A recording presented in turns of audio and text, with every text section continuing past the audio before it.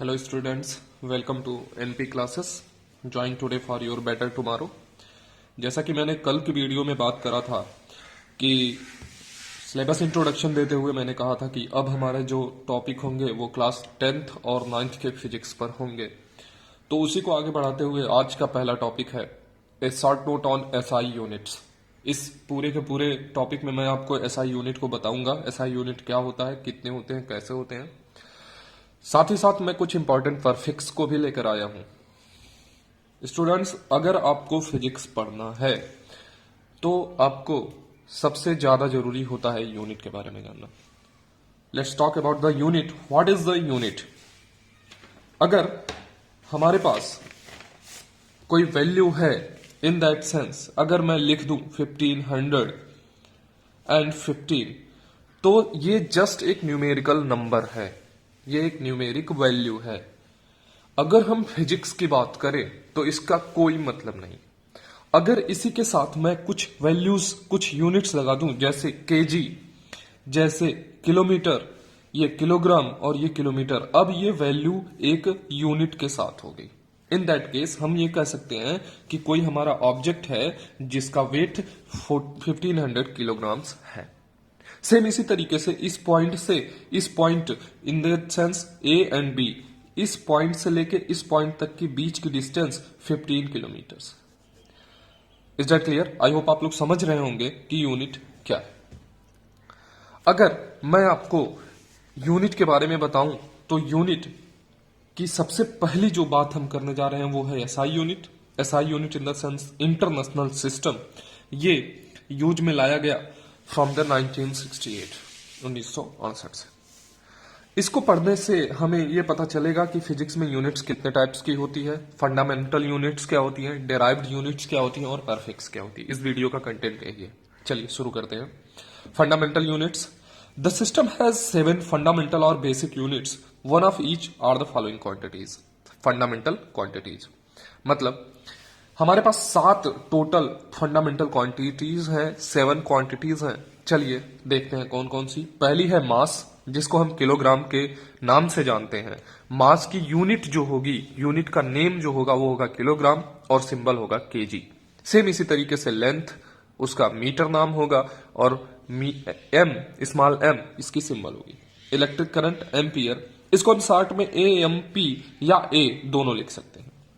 इसी तरीके से टेम्परेचर को केल्विन के, ल्यूमिनस इंटेंसिटी को कैंडेला सीडी, टाइम सेकेंड और ऐसे। फिर अमाउंट ऑफ सब्सटेंस जो होगा, किसी भी पदार्थ की मात्रा, अमाउंट ऑफ सब्सटेंस जो होगी वो हमारा मोल होगा और इसको हम एमओएल से दिखाते हैं। स्टूडेंट्स, मैं चाहूंगा कि आप इसका एक स्क्रीनशॉट ले लें जिससे आपको ये पढ़ने में आसानी हो सके। चलिए आगे बढ़ते हैं। नेक्स्ट है हमारा डेराइव्ड क्वांटिटीज। डेराइव्ड क्वांटिटीज क्या होती है, डेराइव्ड यूनिट्स क्या होती है? These units are obtained by from the fundamental units by multiplication और डिवीजन। मतलब जो भी क्वांटिटीज ऐसी हों जो फंडामेंटल क्वांटिटीज से ली गई हों, जो भी यूनिट्स ऐसी हों जो फंडामेंटल यूनिट्स से ली गई हों, वो हमारी डेराइव्ड यूनिट्स होती है।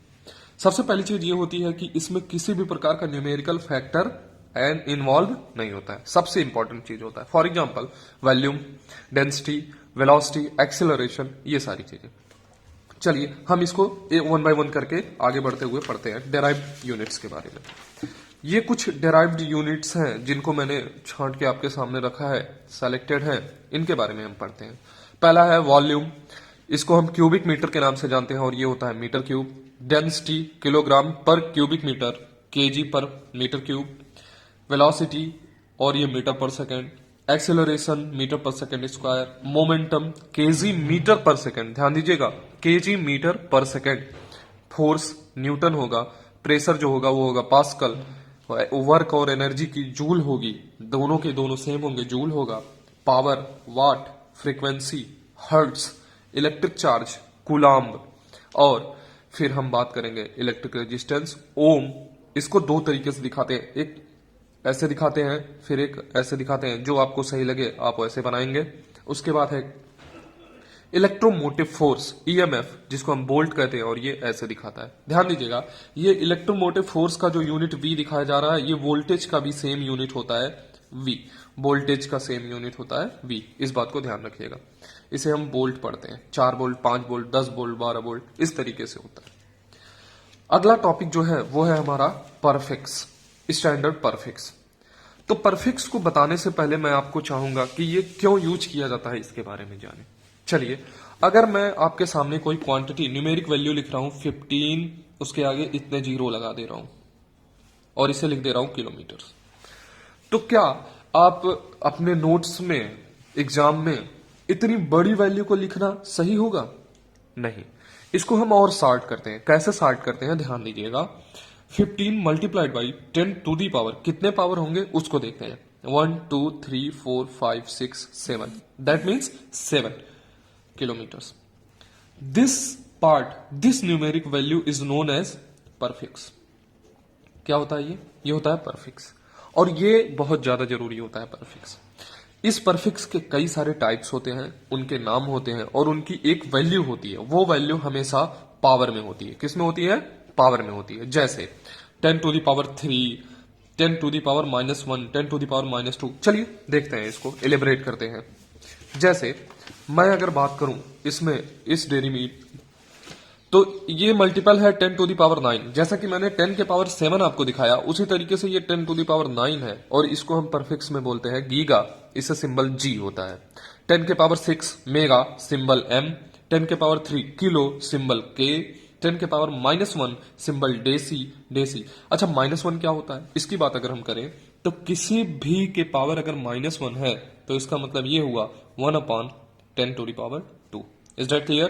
Let's talk into the formula. 10 to the power minus m, a to the power minus m, sorry. This means a to the power. Is that clear? Now, 10 to the power हमें आते हैं। 10 to the power -2 centimetre, cm होगा। 10 to the power -3 milli, ml होगा।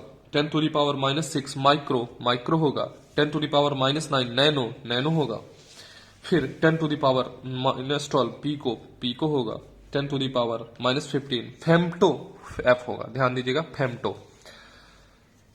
तो ये पूरी की पूरी वीडियो जो थी वो थी हमारी यूनिट्स के बारे में, एसआई यूनिट्स के बारे में। मैं उम्मीद करता हूं कि ये वीडियो आपको अच्छी लगी होगी।